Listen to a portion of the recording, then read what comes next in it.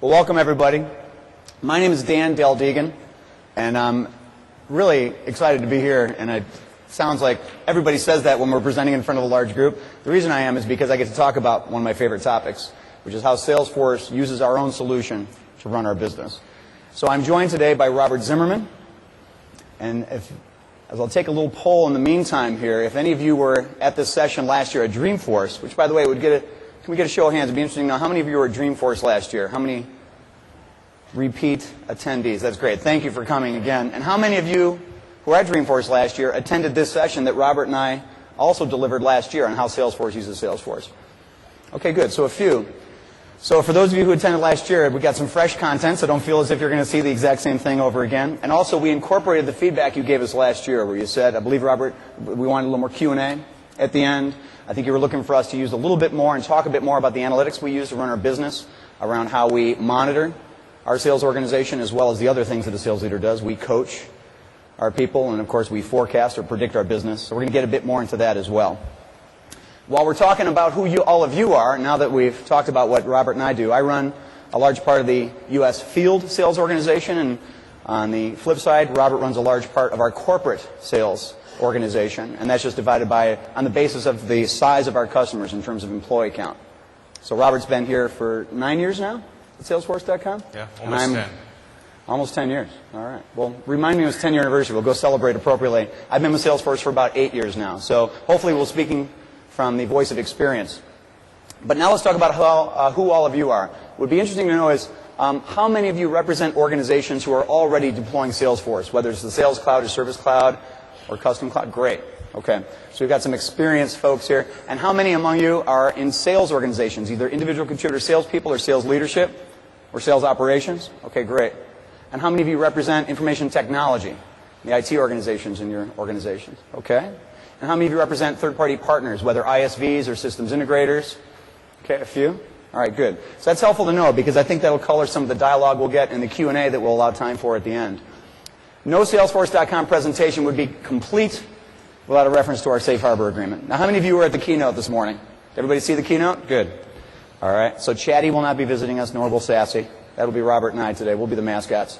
But this simply says, as Mark pointed out today, although we're not going to make too many forward-looking statements here, I think most of what we're going to be doing is making backward-looking statements or current lens through our dashboards into the business statements around how we use Salesforce. So this really is a way of saying we're not here to sell you stock. So don't run out of this presentation, go calling your stockbroker and trading on Salesforce shares. What we're going to talk about is this. We're going to discuss what has this last year or two been like and what do we expect from next year. I'm not an economic forecaster, but we think we have something to share with you that might be meaningful. Robert is then going to cover our coverage model and how we optimize our coverage model. And by that we mean how we design sales territories to align our field and corporate sales organizations to properly serve the needs of our market. And we do that across a number of dimensions. I just mentioned one of them earlier, which is employee count within our customers. Robert's going to take you through more granularity on how we do that. The other thing Robert's going to do is talk about how we drive pipeline. Our business is transactional, but yet we also have very large customers with whom we do very strategic, long-term, forward-looking deals. And we'd like to think that we're one of the trusted advisors in many, hopefully all, of our customers as a partner, as one of the key IT providers. Yet we're also a business that can predictably drive revenue on the basis of how much pipeline we're creating. There's a very direct relationship there, and the more pipeline we drive, the greater degree of success we have, and the more accurately we can forecast our business. So Robert's going to talk about this, a very important metric for us about how we drive pipeline. He's also going to talk about how we improve productivity. And improve productivity, ostensibly, that means our account executives. You'll hear us use the word AE, or that acronym, account executive. That's our individual contributor role in our sales organization. But we're going to talk about how to drive productivity generally within our organization as measured by revenue and revenue growth and measured by our customers' adoption of our solution, which until we achieve that, then growth doesn't happen. And then Robert's going to hand it back to me, and I'll wrap up by talking about opportunity management, how we use our system to manage revenue opportunities and our forecast, and how we use the system to coach our people. Because what we'll talk about today is three of the key roles of a sales leader, being monitoring our business, and that's where we'll talk about the dashboards that we use to run our business, coaching our people, and of course if we're monitoring properly, we know where we should apply our coaching energy, and then predicting our business. And those of you that are sales leaders, you'll probably relate to that necessity to be able to predict your business.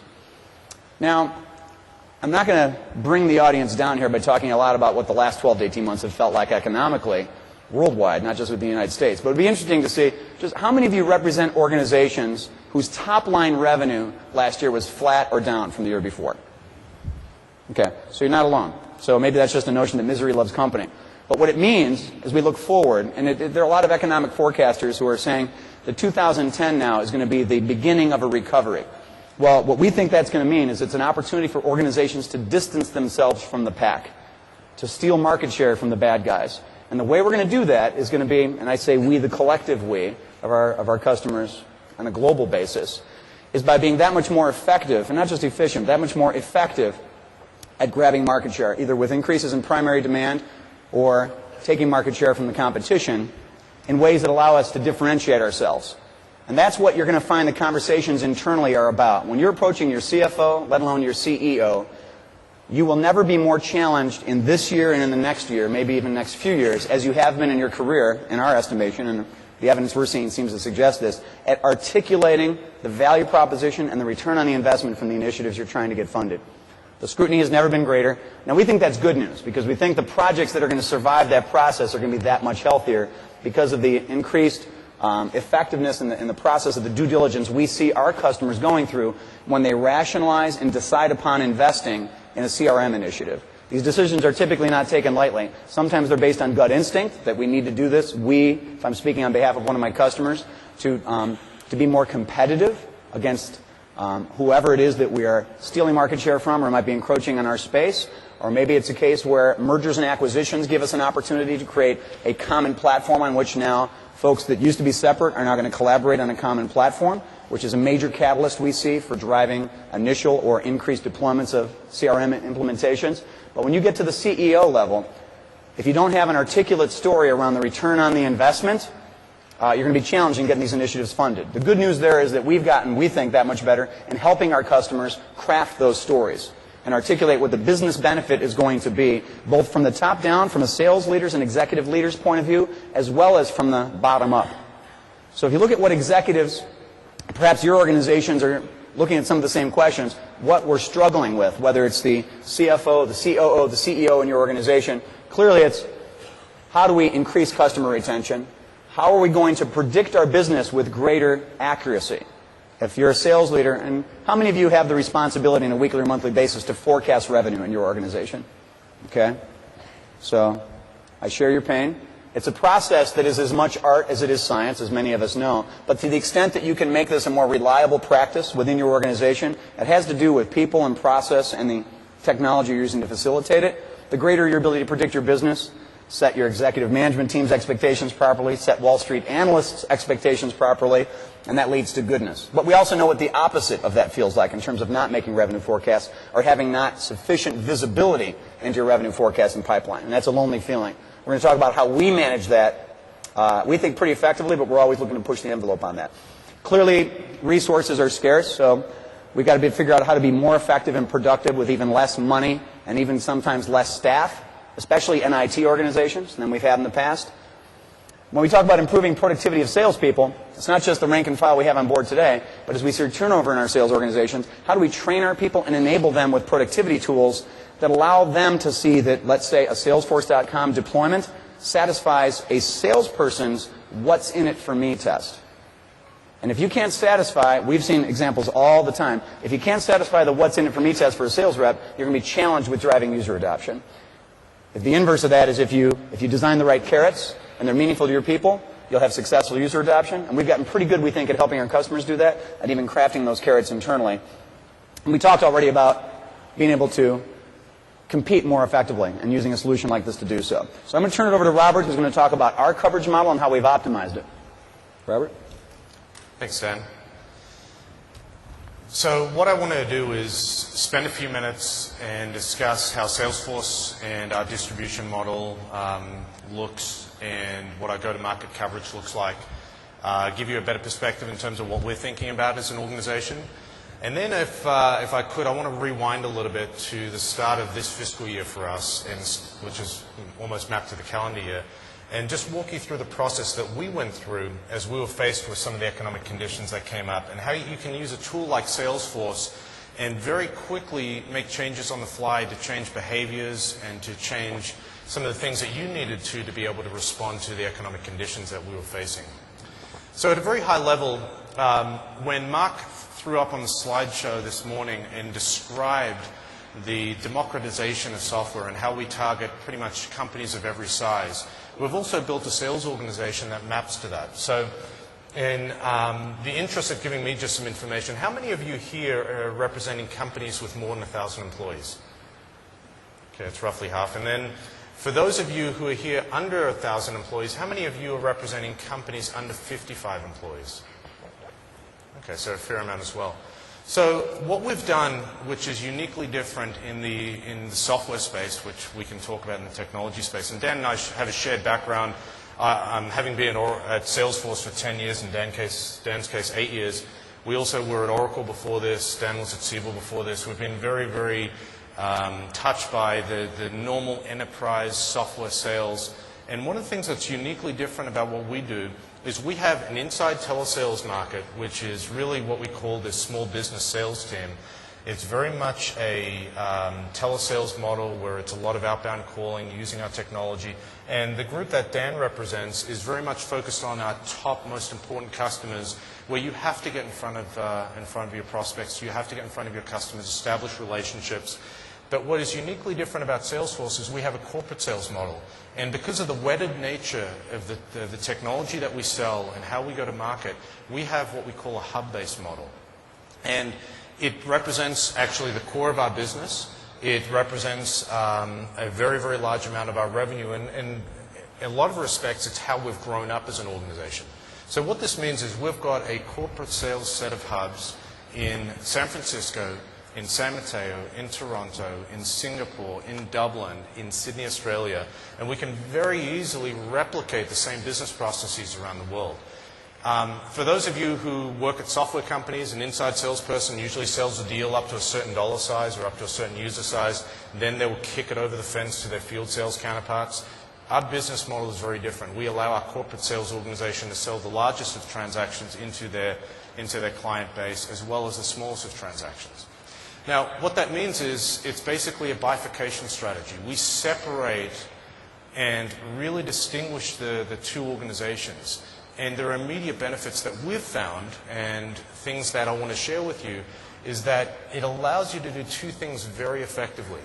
It allows you to create segments and subsegments within these groups, which always give, if you think about a salesperson, they're always going to naturally gravitate to the top part of their segment because that's what moves the needle. So from a coverage perspective, you're always going to be encouraging very, very good coverage and very good customer relations at the upper end of the segment every time. Now, the other thing that we've gotten out of this is we now have a tenure track. So traditionally, if you think about a normal inside sales, outside sales organization, you have an inside salesperson relatively successful, they think they've proved themselves, and then within 2 years they want to move on to a field role. They think they're ready. What we have is we have a natural progression within the organization now. We can keep a person for 4, 5, 6 years, naturally progressing their career, making more money, selling to a more complex environment, but that actually allows us to then harness the power of that collective knowledge. And the hub-based model, we talk about this esprit de corps, where it's very easy to ramp people up, get them more productive, because they're listening in on others' conversations that are going on in the business.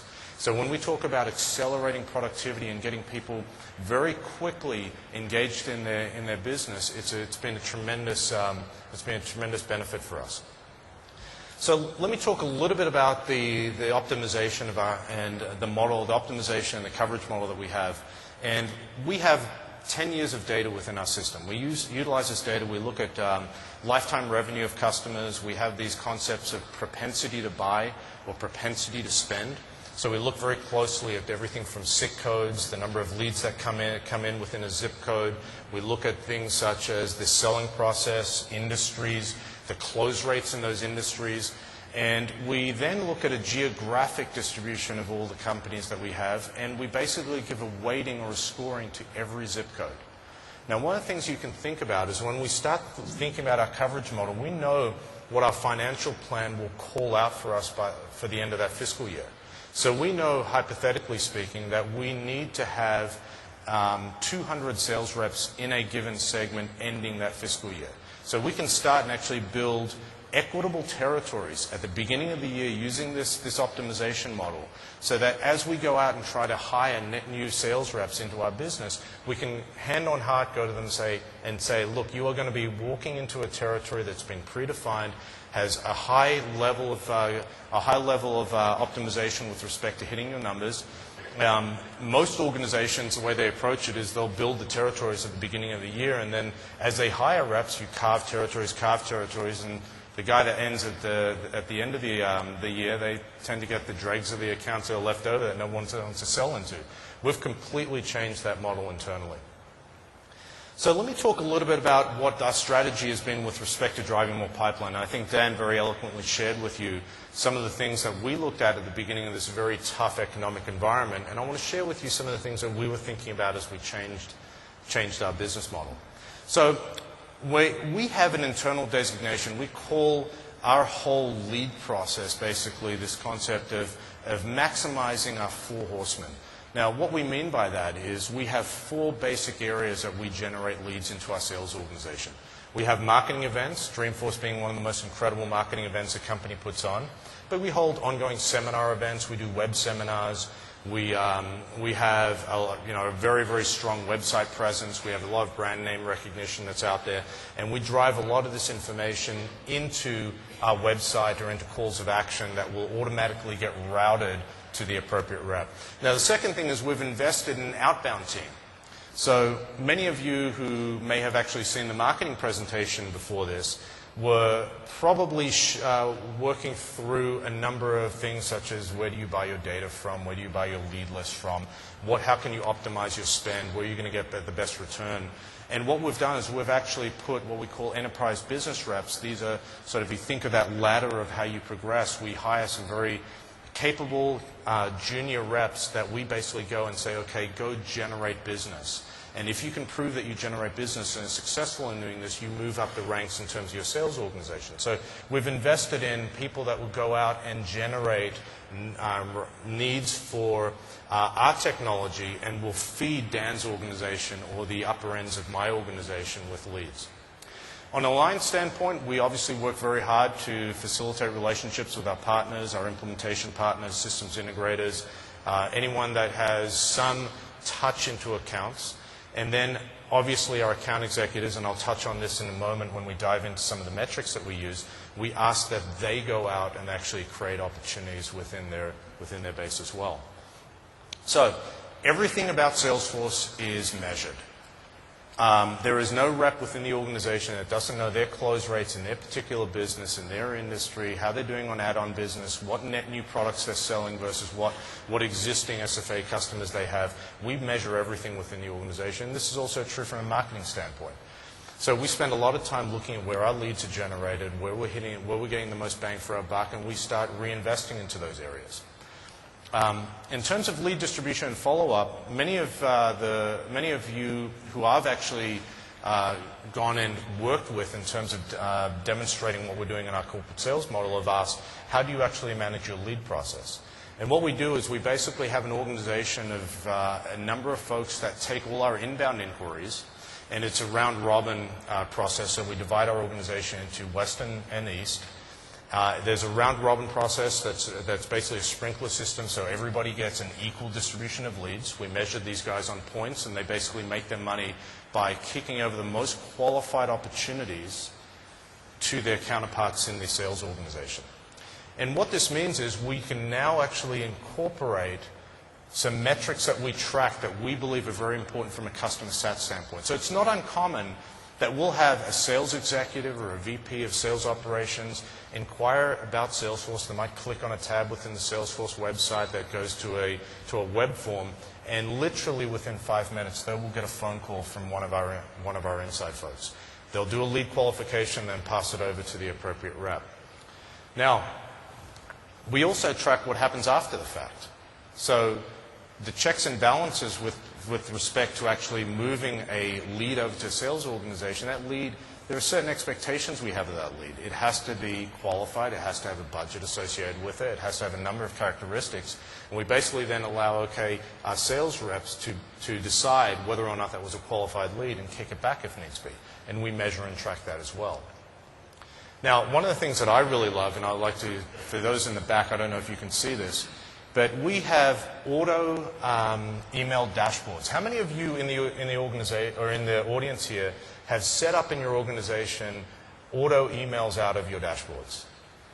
That's great to see. I'd love to see a lot more hands because it's one of the most powerful things that you can put in your organization. If you think about the metrics you want to track and have those automatically sent out to the people that need to see it, it's a great way to further enhance productivity in your organization. Now, what I want to point out here, this is an email from Frank Van Veenendaal, who's our president of the sales organization. And basically, it's highlighting, and to protect the guilty here, it's highlighting a rep that has not followed up on a number of opportunities that have been in this rep's queue over a period of time. And literally, Frank sends a note to the entire organization, or copying the entire organization, asking if she's on vacation. I guarantee you, she does not appear on the top of that leaderboard again. So it has a lot of good,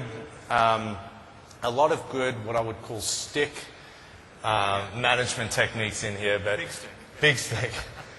But from the flip side is we need to talk about productivity. What are we doing for our reps and what are we doing to encourage the right behavior within the organization? So our first 10 years, if you think about it, we've always been a growth company. We've been very fortunate in terms of having an incredible product, having very good sales reps. We've got a tremendous marketing engine. It's been very good for us. And we've had a great lead flow. It's been one of the benefits for our company. But over the last 10, 18 months, we've seen a lot of things that are probably very similar to what you've experienced out there. We've seen lead flow drop. We've seen a lot of the things that we came to count on not be there for us. And so we very quickly needed to take action.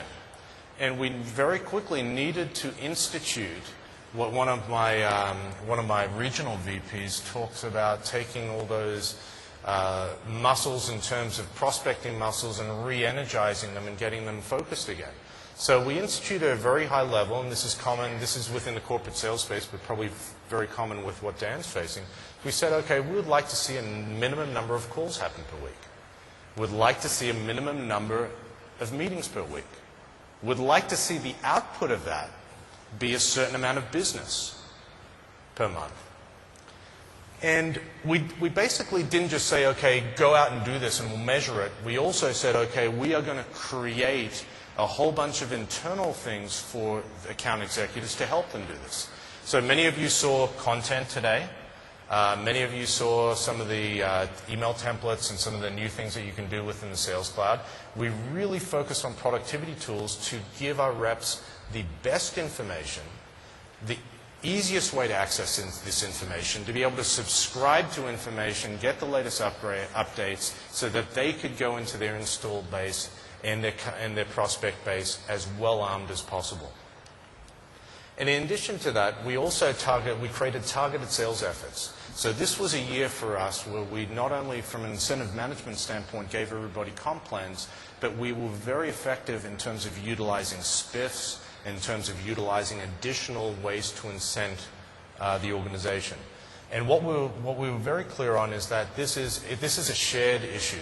Management can come down with a stick, but we needed to provide our reps and our organizations very good ways to go to market that allowed them to focus on customer interactions and not on research and not on some of the admin day-to-day basics.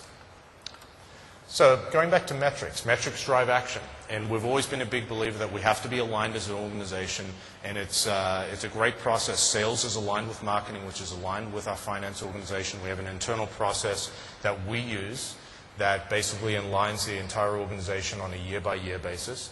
And we define the metrics we want to track. And then the metrics that will really count, we want to measure those. And we want to put them in dashboards and we want to put them in reports. So what that means is I want to share with you some of the things that we did. And if you actually look from the left side of the screen to the right, we started measuring things that we talked about. So we started measuring on a weekly basis the total calls that an account executive had.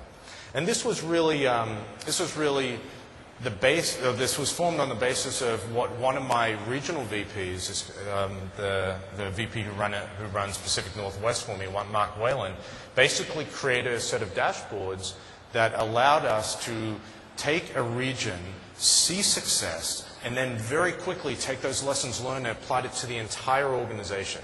So it allows entrepreneurial activity because you've got such great customization that you can do at a very, very small confined area, and then take those lessons learned and apply it across the rest of the organization if it works. So in the middle, we started measuring meetings, which we just discussed. On the right-hand side, we started looking at output. In terms of the metrics, we want to see actually what was being created. So how much Salesforce automation business was created? How much Service Cloud business was being created? We started making these metrics available, and these were all published. We didn't hide these and keep them at management level. Every account executive was aware of where they stood on this chart. And this allowed us, from the standpoint of managing our people effectively, it allowed us to basically go back and say, okay, you may not be producing the revenue output that we're expecting from you, but we can see that you are doing all the right things with respect to managing your business. It was another metric that if they were doing this correctly, it allowed them to actually fall back and say, okay, I'm doing all the things I'm supposed to be doing. I have all the right characteristics in my business. When my region or my territory turns around, I should see success. And the very last thing we did, which we, tongue-in-cheek basically called clean your room, was we looked at areas where the reps were not putting in the information that we needed. As an executive management team, we were much more under the gun to make sure that we executed on every transaction as best we could, that we didn't miss anything, that we didn't have any gaps. And so we want to make sure we captured this within the application as well.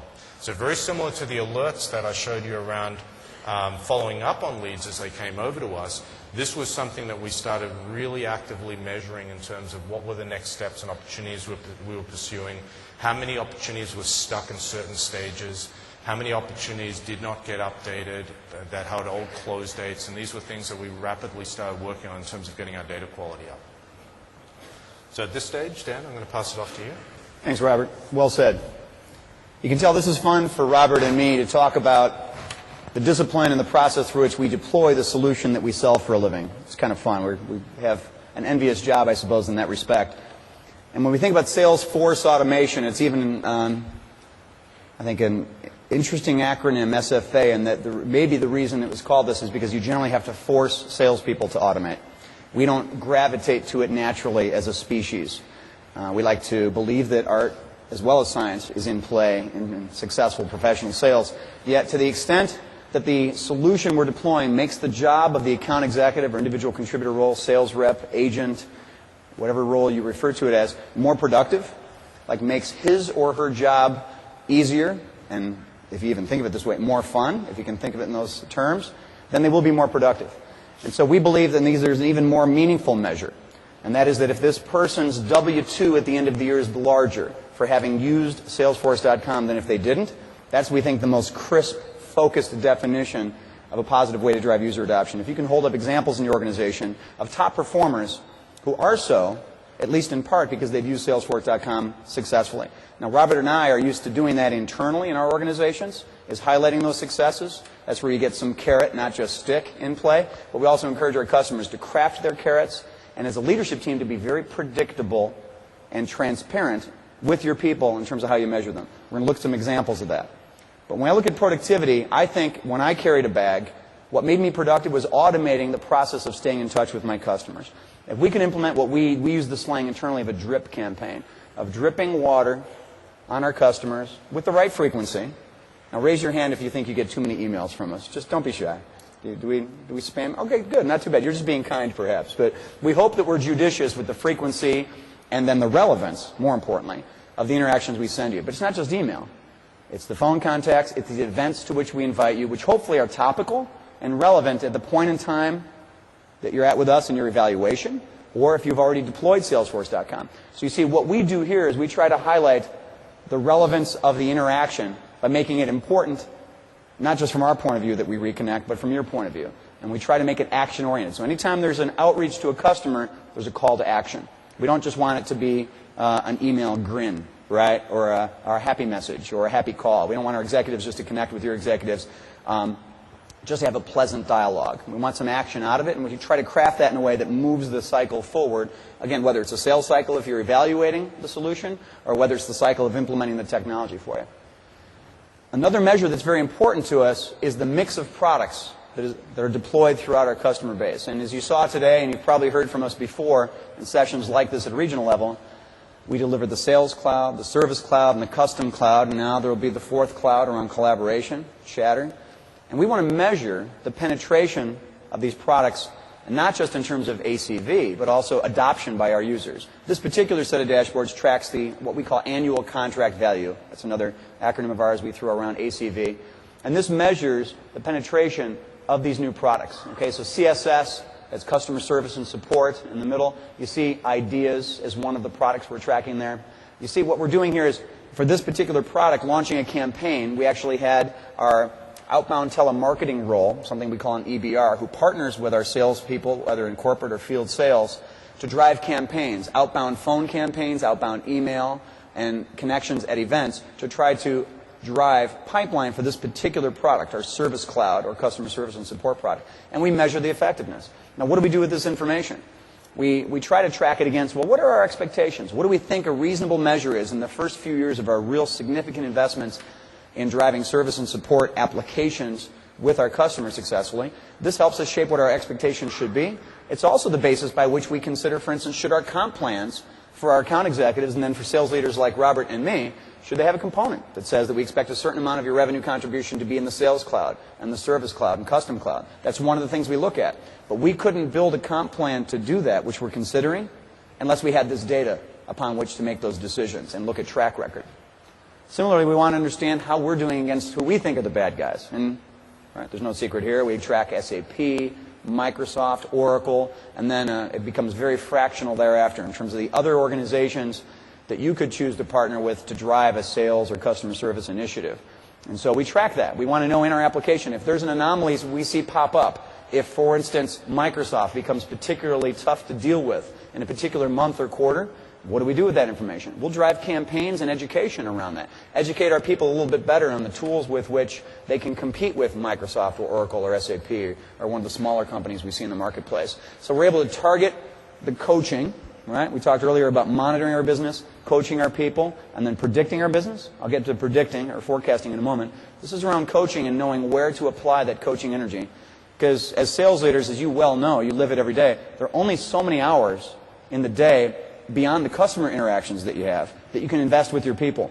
And you want to make sure in a given day you focus on the right people who need the right kind of coaching at that moment. And if you can direct that properly, this dashboard can help you do so, at least when we're talking about competitive dynamics. You can see which of your people are struggling in certain areas where they need coaching. And you can make a surgical strike on it to remedy it, as opposed to trying to just carpet all of your people with the same kind of education at the same time. They're going to be at varying levels of competence and comfort with all these things. So when we look at managing the pipeline, we get pretty anal retentive, I'll admit, in managing our pipeline, looking at the stages of the opportunities in which our people are driving revenue opportunities. And the reason we do that is because we want to see a healthy balance. And now, at an account executive level within a territory, obviously you don't have a statistically significant sample size, at least on a monthly basis, to say how many deals do you have and are they of the right mix, right? But if you raise up to the proper level of abstraction with a region, like the regions that report to Robert or the regions in my area, you can get enough data there to rationalize with one of our sales leaders who report to us, well, what's the mix of business? Like, is your funnel heavily populated at the top of the funnel with opportunities that are at the identified stage?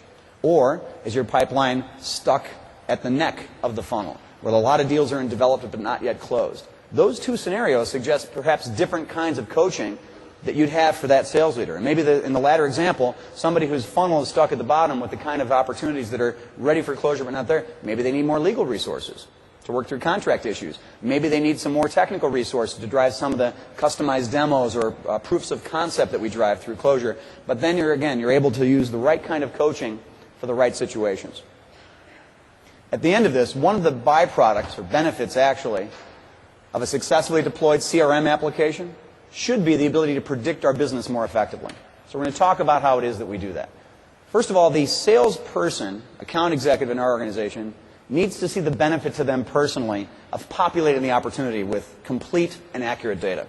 Now, they're going to do it as much as Robert and I would like to think that the charm and brilliance of our leadership alone is enough to get our people to use the application. When we ping them and say, hey, update the close date. Hey, update the competitor. Hey, you got to update the amount. There's another product in this mix. The amount just went up. They're not going to do it just because we're nagging them. They're going to do it because it benefits them personally. So we try to help our people understand is that they're populating the key metrics of the opportunity. And they're the things that you'd expect that we look at first. The amount, the close date, the deal stage, the next steps, the primary competitor or secondary competitor. These are things that are very important to us, probably for all the right reasons. But we also want to look at is deeper. The salespeople in our organization generally see the benefit of creating this kind of content. Now, by the way, they don't have to create it fresh because they can bring it in from other sources. They can bring this from other tools that they may have used before they came to Salesforce. But the idea is you want a single place in which you're going to manage data about your opportunities that your sales team members can update and view concurrently and collaborate around. And the benefit to the salesperson is not just that they keep Robert or me happy. Right? And it can't be in your organization, I would submit to you either. It doesn't begin and end at just keeping your boss happy and getting him or her off your back by virtue of populating the data. It's because the salesperson is going to have greater access to resources if this data is fresh. So when one of our executives gets involved in an opportunity, they're going to want to see, okay, what are the next steps? What are the competitive challenges? What are the dynamics of this opportunity? So that when they get involved in the opportunity and they interact with that customer, they're well informed. And we demonstrate to the customer, and the bar is set pretty high for us, as you can imagine. When a customer meets with us, they're looking for our executives to have some knowledge of their problem space, their industry, and that specific opportunity, because otherwise we would unwittingly create the impression we don't use our own solution. Quite the contrary, we use it religiously, and we try to hold ourselves to a real high standard. And this is the other benefit to an account executive at Salesforce. It's a bidirectional contractual agreement now, right? If one of my AEs, of whom there are a few in the room in the back there, call me into a sales situation, if I haven't consumed the information that's in the opportunity, they can call BS on me, and they can call me out, because that's my obligation to them. It's a two-way street, right? I'm not going to get on them for updating this. I'd be pretty hypocritical if I did, and then not consume the data that's in here. One of the worst things I can do, I suppose there are a lot of bad things a sales leader can do, but one of them would be to sit down with one of my AEs, or worse yet, in front of the customer and say, all right, so what's going on here? Tell me about the deal. Because it's all right here. My obligation is to have consumed this so that when I do my one-on-one interaction with one of my sales leaders, or even with one of the AEs on his or her team, it's not, hey, Robert, tell me what you did last week. That's not very gratifying for Robert, right? It's, hey, Robert, I see that we're competing with XYZ competitor at ABC company. Are you aware that we just beat this competitor at another company in ABC's industry? And we can use that as a reference. Are you also aware that their CEO is on the board of directors of a philanthropy with one of our executives? And there's a personal relationship there. That's the kind of value add that I can bring if I've consumed the information that that account executive has populated into the application. Now, we have a language that we speak that we've gotten accustomed to and that we train our new people on, and sometimes we have to retrain our current people on, around what defines the stage of the deal. You're going to have your own language as well. And what you put into the application can reflect the process you use. It might be something formal like Miller-Hyman or target account selling or customer-centric selling. Or how many of you actually have a formalized sales process, either of your own creation or one that you've acquired through a methodology? Okay, great. So this is going to be your language. This just happens to be the language that we speak. We think the point here, which is probably obvious, is just have one. Have a language that you speak and have everybody speak it. Have everybody know that negotiating and mutual plan has a meaning. You'll probably blow out this definition that for us is stage 4 with some bullet points that you'll educate your people on as to what that means. What are the characteristics of an opportunity that we will all agree is at stage 4, negotiating and mutual plan. Right? And that's, again, probably intuitive. But you'd be surprised at the number of organizations we work with where there's not a common language that's spoken. And this is not uncommon because you find through acquisition, multiple divisions within a company, there are different sales methodologies. And it's okay for there to be different methodologies. You might have one business that's very transactional, one business that drives large strategic deals. But you want some of the elements of that process to be consistent so that you can report on it effectively at a macro level, let's say from the CEO's or CFO's point of view. So what we're able to do as a result of this is to measure our pipeline on the basis of the stages as we define them. What's in the pipeline? What's best case? Now, that's kind of an ambiguous phrase, right? Best case? Well, Robert and I know exactly what each of us mean. When we say deals in best case, we know what that means. We could each list 5 or 6 bullet points as to what are the attributes of a deal that's in best case. Hopefully our account executives can do the same. And that's happened because we use the system to drive that behavior, but more importantly, we actually have trained our people in that behavior, in that vernacular. So again, the process and the language you speak and the consistency is as important as the solution that you deploy. So too is what I referred to earlier, which is being predictable. So I suppose as a leader in any role, but it's especially true, I believe, in professional sales, I'm biased because it's all I've ever done for a living is sell. So my whole adult life has been spent either selling or leading organizations and people who sell for a living. The best thing we can do for our people is to be predictable and transparent in what it is that we're measuring and what we think is important. So if we're not, we surprise them. And nobody likes surprise. I don't like surprise. The only 2 days of the year I want surprises are my birthday and Christmas. I certainly don't want surprises in a forecasting conversation. I certainly don't want surprises in front of a customer. And account executives don't want surprises either.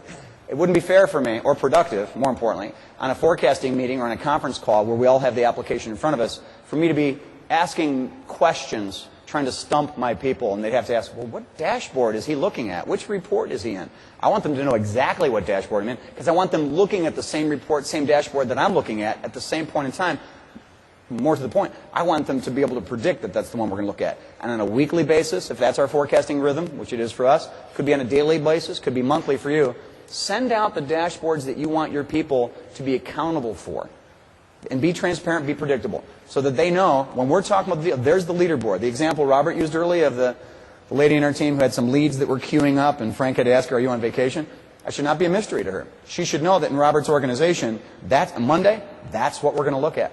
So the previous Wednesday, they know, okay, this is the dashboard we use every week, including what leads have been created in the previous week out of this campaign, and I'm going to either be on the top of that naughty list or not, in terms of having leads that I haven't followed up on. You don't want to be on that list, and it's easy to avoid it by following up on the process. So be predictable, be transparent, decide what's important. And this will evolve over time. As I mentioned, we do campaigns once in a while that will be driven, and even contests, compensation contests, sales incentive contests, spiffs as we call them, for our people around certain products, whether it's our service and support product or whether it's one of our new product offerings.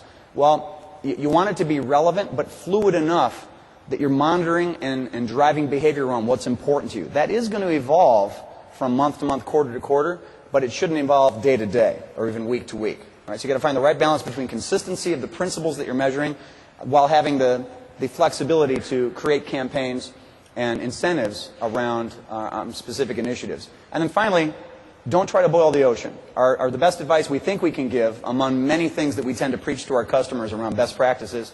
And if we get too preachy, I'll apologize, but we've seen 70,000 customers now, and the predominant majority is wild success is the experience. But we also do see where customers struggle. And among the things we see, if there is a struggle with a customer in a phase 1 rollout, it's if we try to boil the ocean and get too ambitious with the functional capability we're going to roll out to our sales organization, let alone customer service and support. We'll just talk about sales for a moment, because that's what Robert and I manage for a living. If you're too ambitious in the breadth of functional capability you're rolling out, you might overwhelm your sales organization. Keep it simple. On the other hand, and this is the balance, if what you roll out is functionally trivial and not meaningful enough in breadth and depth, then you can have the opposite problem, where folks won't take it seriously. So you've got to strike the right balance. We think we've gotten pretty good at helping our customers decide what are the low-hanging fruit of functional capabilities that you can roll out in your phase 1 implementation to drive user adoption. One of them, if it's going to be forecasting, is to drive the right behavior from the bottom up, as well as the top down around forecasting. I won't get deep into this because every organization forecasts a little bit differently. But what our forecasting module gives you the ability to do, and this just happens to be the way that we manage it, your implementation of forecasting, given its flexibility, might look different. We enable you to do a quantitative roll-up of the opportunities that are in your organization, but also make a qualitative judgment through what we call an override. So I can override the roll-up of forecasts from the regional vice presidents who report to me if I think that that number they've sent up to me is too high or too low. And that allows us to have some intelligence baked into the number. The benefit is that Frank Van Veenendaal, who Robert referred to earlier, to whom I report ultimately, can burrow down through my forecast into that of my RVPs and into that of the AEs on their teams to figure out which version of the truth does he subscribe to. All right? And he can get in more and more data if he chooses to, all the way down to the opportunity level, or he could stay at a level of abstraction where he trusts the number that's being rolled up to him. So you get the benefit of the quantitative roll-up and the qualitative business judgment you can make based on your instincts and your experience. What we also like to do is celebrate success. Now, we talked earlier today that we think this is going to take on a fundamentally different flavor. This is kind of rudimentary. We send emails. We have a business rule. It's a trigger that says when there's a deal closed over a certain threshold, we trigger an email that goes to a prescribed list of people. We ring the bell. We celebrate success. Now, this will be a little quiz from today's keynote. What can you think of as we get into next year and we implement the collaboration capability we talked about with Chatter? What do you think might be a better way for this to manifest itself? How about the opportunity telling you that it's been closed, right? So the way it manifests itself, it can be pretty cool to do it like that, like you're kind of like a Facebook interaction with a person, but the opportunity could tell you about itself, that it's been moved to closed, right? That in itself can be a form of celebration you could trigger other activities off of. But there are other things you could trigger. You might also want to be notified when an opportunity has been moved from ahead of competition to behind competition. There might be something interesting going on there you want to know about. Rather than waiting for you to have to mine the system through your dashboards to find it, you can have the system prompt you to say that the opportunity amount just went from $500,000 down to $50,000. That's another change I might want to be notified about without having to wait for me to find it through mining the application. The other thing we do that we think is important is, I'll explain why you see that logo there, is structure account reviews and opportunity reviews in a way that benefits the account executive. So the analogy here is, have any of you ever seen on television the Pimp My Ride, the television program? I'm a big fan, so you'll have to indulge me for a moment. What I love is you wheel in this car. It could be a junker, right? And they're going to trick it up with new rims, a new stereo system, and it's going to come out looking like a great ride. You know, it's a popular program, Pimp My Ride. We want our account executives to feel the same way about scheduling a 30-minute review of their deal. So that's what we call it, a Pimp My Deal. I'm not exaggerating. We actually call it a PMD. We're scheduling a PMD for next Tuesday at 3 o'clock. Here's the contract. It's going to be half an hour. And we're religious about this. By the 31st minute, the call is over, or the meeting is over. Because if you can't get to some meaningful additional value for your account executive in 30 minutes, then we're probably struggling too much, or maybe we have too many people on the call or in the meeting. We're going to be burdened with, here's the quota, we have to come up with 3 new things that we're going to do in the context of this opportunity with the customer, with the prospective customer, with the partners with whom we're pursuing the opportunity. They're going to move the dial for us and make a difference. Shame on us if we have one of these PMD sessions where the net result is we're just going to do the exact same thing that we had already planned on doing. Like the mutual plan, which is our activity plan with the customer, doesn't change, then it wasn't a successful Pimp My Deal call. At the end of this, the rep has to feel as if it's passed the what's in it for me test. They have to feel as if it's been a value add. They wheeled out a cooler vehicle or opportunity than they had wheeled in. And that's, if you keep the focus on that, we think you end up with a positive interaction that's going to drive more business for you. So if we summarize before we open this up to Q&A, as Robert and I have been talking about, the way we define our go-to-market strategy, especially in these economic times in which we've been operating, evolves, and it's flexible. Yet we still are true to some principles, like what Robert described about keeping really close tabs on pipeline and activities that drive pipeline. That will probably never change at Salesforce, even though the ways in which we do it, the products with which we do it, and the campaigns through which we do it do evolve, because we have the flexibility and the power to do it through our application. We want to be predictable and transparent with our people in terms of the sales process we're driving. We never want one of our account executives to have to say to Robert or me and one of our other managers, I don't know what you need me to do. I don't know what you want me to do. I'm not sure. What's the next step? What's the next step in the process? If we get those kinds of questions, we've probably failed in our task as leaders to set a clear path for our people. Measure everything, at least everything that matters to you. Right? And you can go a little too far with that measure everything. You want to measure everything, don't boil the ocean. Pick the things that matter the most to you, that are driving value in your business. Measure those. And again, be predictable and make sure your people have access to those dashboards so that you can drive continuous improvement. And with our solution, we're kind of spoiled in that we have the flexibility to do that, to fine-tune as we go very easily and quickly. Robert and I gave up our day jobs long ago as developers and IT professionals. We haven't touched a line of code in probably decades.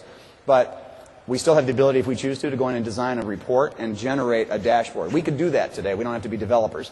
So the flexibility to do that means we have the opportunity to continuously drive tuning and improvement, even just within our own business units.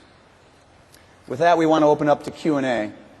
Why don't we use these microphones? If anybody has a question, feel free to join the mic. If you want to stay where you are, Robert or I will simply repeat the question. I think we've got about 15 minutes here to do that. Oh, but before we do, is this one of my paid public service announcements, Shannon? All right. So, and we do this through the surveys, is that right? Okay, so make sure you turn in your survey. You might win something fun. So I've got a big mouth. How many dashboards do you actually use on a daily basis? It seems to me, when we're new at this, that you can bury your guys' data and information and metrics and get lost really quickly in the management. I mean, how many do you actually break it down and use on a daily basis? You want to repeat the question? Yeah, so the question was, as an organization, how many dashboards do we actually use internally? And for a company that's just starting out, what do you need to be concerned about in terms of not burying your account executives or your management team? We have 3 key dashboards that we use internally. It's basically a stack ranking, a year-to-date ranking, the dashboards I shared with you today, and we also have what we call a additional products, Service Cloud, CP, and other things that are new products to our organization that we're selling. And what we have is we basically clone those down at the regional level. You've got the ability to restrict access to opportunities if you're running a closed sharing model, for example. So you can clone them at the regional level. It's a running dashboard or running report, so you can clone them to any region, and they'll automatically pre-populate with just the data that they're entitled to see. So I think if you go beyond 3 dashboards, you've probably got too many because every dashboard has a certain number of components in there. But in my view, that's probably the most effective, and then make sure that they're transparent and get out to the organization. Yes, sir.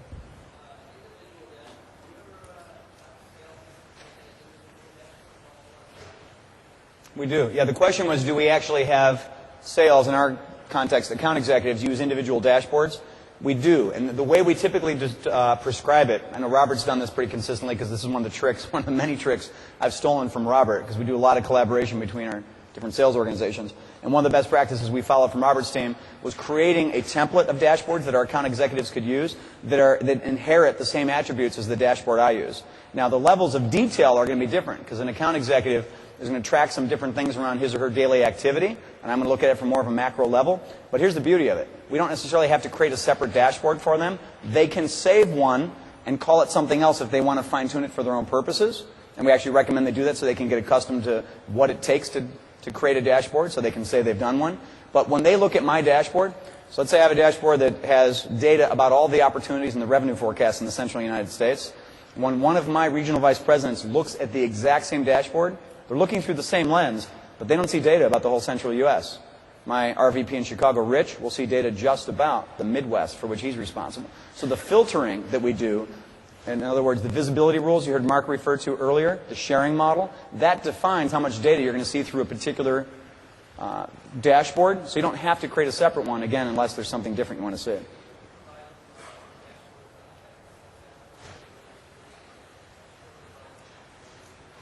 Correct. The question was, do we give our account executives the ability to create their own dashboards? We do. Now, whether you want or need to do that is probably going to be a function of where you are in your deployment and the training and adoption that you've achieved. We do it because it's the solution we sell as well. We want our people to be able to say and experience it. So there's a little different motivation there as well. But that's something we'd love to drill into with you in an implementation planning.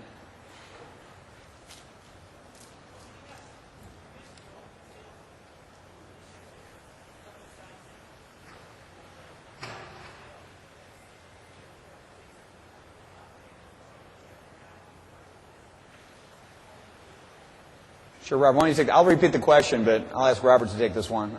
I'm having some thoughts on it too. The question was, if you have, in your case, a commission-only sales organization as the basis of their compensation plan, is it appropriate to put up a leaderboard of revenue performance, which you can control, but I'll ask Robert to comment on that. I think every sales organization is incredibly competitive by nature. For situations where you might have contract employees, 1099 employees, commission-only plans, I've always found it beneficial for people to know how much they can earn and how much they can make. I'm not necessarily talking about how much commissions they're making, but how much revenue are they producing for the company? How much margin are they producing for the company? And if that's the case, I've always been a believer you want to share that with everybody else. I'd be curious if there are other situations where you wouldn't want to do that, but we've very much subscribed to the standard that we want to highlight those account executives that are doing very, very well within the organization. However, So the counter argument there would be, or just the flip side, if whether it's the culture of your organization, if these are independent agents and not employees, whatever the dynamic might be, that might mean that you, as a business decision, don't want to post that kind of a leaderboard where your individual contributors can see the revenue performance of others, you can refrain from doing that. You get control over the depth and breadth of the data that's going to be available to different user constituencies. Right here in the red.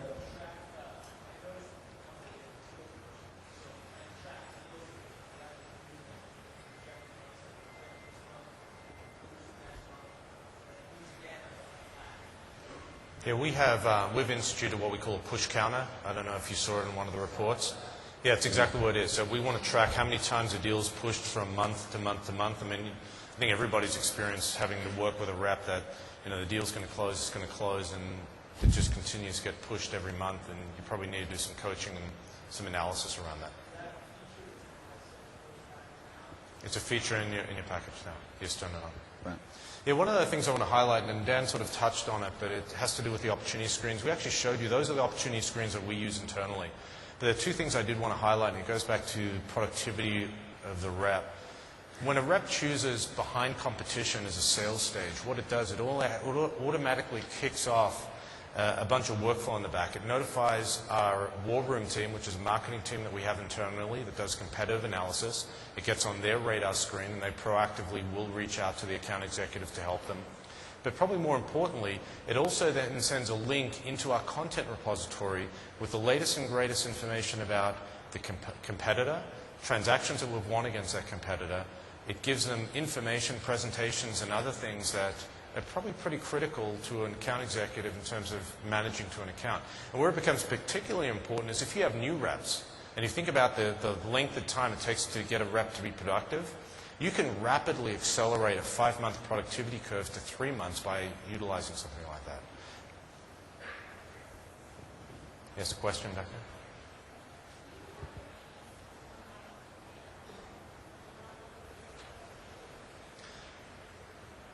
So the question was, do we at Salesforce allow account executives to override their commits within the forecast tab month? That's a good question. Actually, the creation of a forecast at the account executive level, by definition, requires an override. So what we can do, and you can turn this on or off, you can decide if you want to manage this process. We recommend that you do, depending on how transactional your business is and the cycles through which your deals are driven.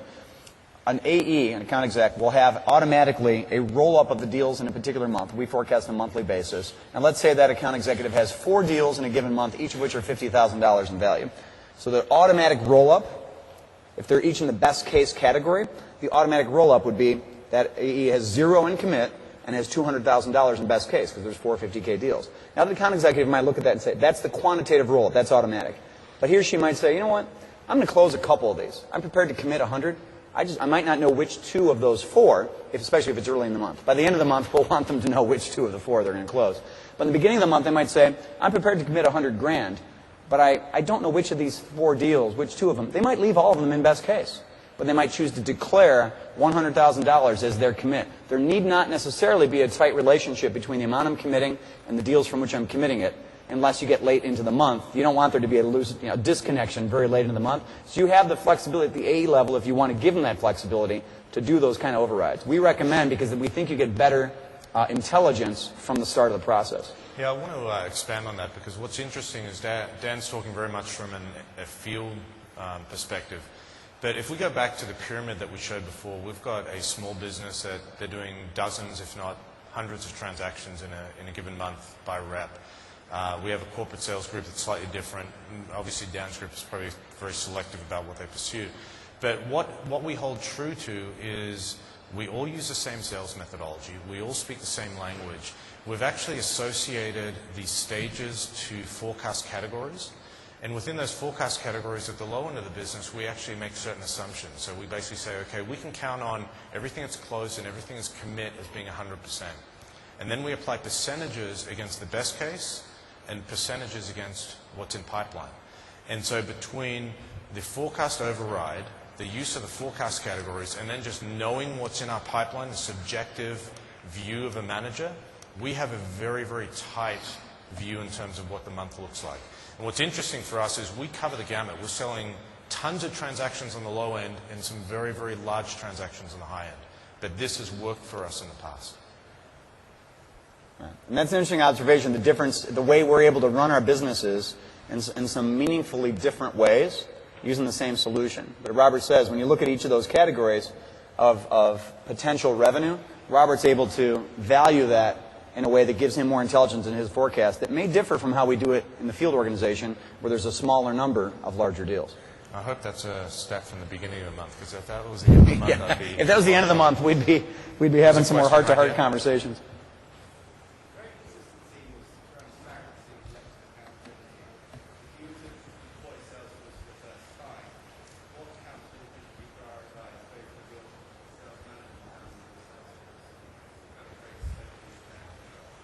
Sure. I'll take that. Do you want to repeat? I'll repeat the question. So the question was, if we were deploying, I'll paraphrase this, keep me honest. If we were deploying Salesforce for the first time, what would be the measures of accountability? We've talked about how we're religious about being predictable and about being transparent and about being accountable bidirectionally. What would we lay out as the standards if we were a fresh implementer of Salesforce now? So I think there's some truth to keeping it simple. The tool is so easy to customize on the fly that, and I think Dan addressed part of this, is start with the core set of values that you're trying to institute in your sales methodology. Make sure those are captured within the application. Make sure you track against them. And make sure that when you do your first forecast review, and whether that's everybody together or it's remote, use tools like GoToMeeting or WebEx or any of those things. If you can't use those, make sure everybody's looking at the same screen. And then go through and discuss the key points that are there. Now, something that we do, which I don't know if you picked up on, is we actually had, in the second opportunity view, that was our sales methodology. The things that we wanted to track there also allowed us, and we highlighted in one of them, we included hovers. So we can actually go in, if you're a new rep, you can hover over something and actually see what's going on within that methodology itself. And we also have a sales coach. So if somebody wants to click on a link, we take them to a site within Salesforce that shows them, stage by stage, every amount of detail that you can imagine relative to what should be captured. So everything that we're doing is reinforcing those same behaviors and accountability. Now that grew up over time.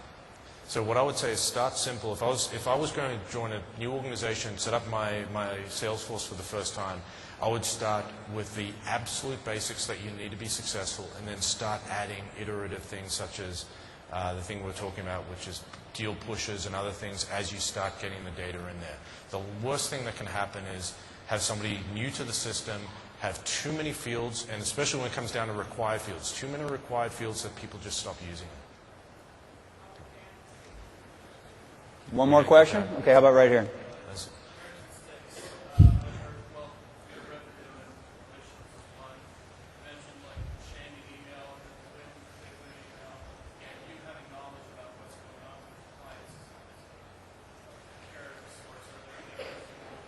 That's one of my favorite topics, carrots and sticks. I'll comment and I'll ask Robert to add some perspective.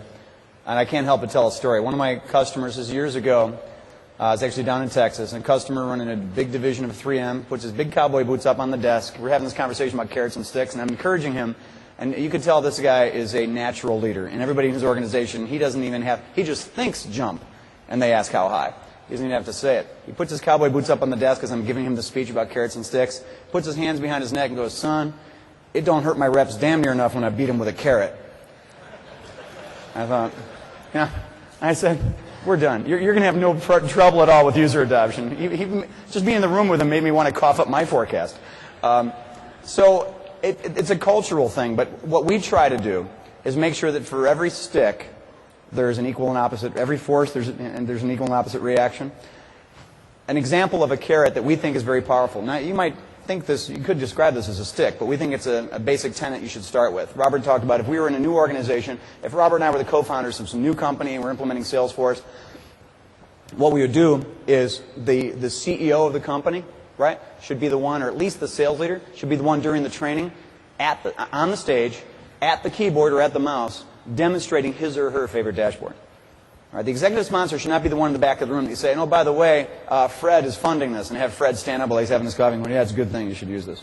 Right? Fred should be up here passionately talking about how he is going to use this application to drive his business and show his favorite dashboard. Now, I think that's a carrot, because what you can do is actually call out people you see on that dashboard by saying, oh, and look, and Jane had a great month last month. Look, Jane was selling a lot of our new product, and Jane was the winner of a spiff, one of our contests for incenting more pipeline and revenue in this new product. And congratulations, everybody, to Jane. So you're calling out and making a positive example out of use of the application. It sends an unmistakable message to the organization, which is, wow, Fred's using it, so I'd better. So I don't get surprised when Fred calls me and says, yes, I'm in my favorite dashboard, which you've seen before, and you're at the top of the naughty list. Help me. And then it's important, Fred should, the next thing out of his mouth should be, how can I help you? What resources do you need that you're not getting? Right? Now, we could talk for hours about this because it's one of my favorite topics. Robert, what do you think about this? The only thing I would add is something that we use as a carrot is we've actually embedded our incentive management system into Salesforce. It's a tab within Salesforce. Literally the day after a deal closes, the rep can actually see how much they're making on that transaction. It's immediate, it's visible. We've got some great partnerships with companies like Exactly, companies like Calidus, who have SaaS incentive management tools that can be implemented and embedded in Salesforce. So that to me, reps know how much they're making. It's a great incentive as well. I want to thank you. We're being told we need to clear the room for the next presentation. Robert and I are going to hang out in the back for anybody who wants to talk some more.